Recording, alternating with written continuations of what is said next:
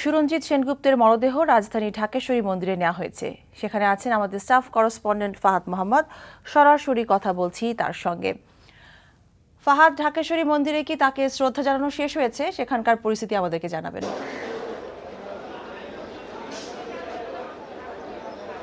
মিতা, ঢাকেশ্বরী মন্দিরে আওয়ামী লীগের প্রবীণ রাজনীতিবিদ সুরঞ্জিত সেনগুপ্তের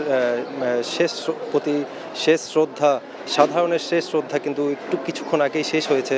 আপনি দেখতে পাচ্ছেন যে সুরঞ্জিত সেনগুপ্তের মরদেহ কিন্তু এখন লাশবাহী যে গাড়িটি রয়েছে সেখানে তুলে রাখা হয়েছে এবং কিছুক্ষণ পর জাতীয় সংসদের উদ্দেশ্যে লাশবাহী গাড়িটি রওনা হবে এবং বেলা ৩টার সময় সেখানে প্রধানমন্ত্রী শেখ হাসিনা এবং জাতীয় সংসদের স্পিকার শিরিন সুলতানা সহ জাতীয় সংসদ সদস্য যারা রয়েছেন তারা এই সুরঞ্জিত সেনগুপ্তের প্রতি শেষ শ্রদ্ধা জানাবেন।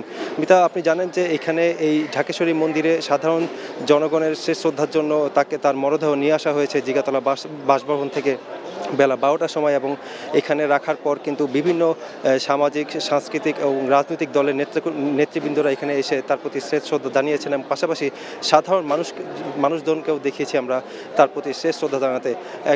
এখানে বিভিন্ন আওয়ামী লীগের যেমন রাজনীতিবিদরা এসেছিলেন এবং এসেছিলেন বিএনপির মহাসচিব মির্জা ফখরুল ইসলাম আলমগীর তার প্রতি শেষ শ্রদ্ধা জানাতে।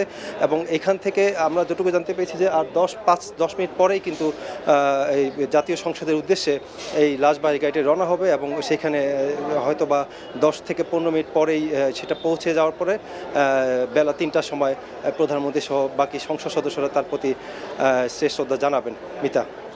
ফাহাদ, আপনাকে ধন্যবাদ।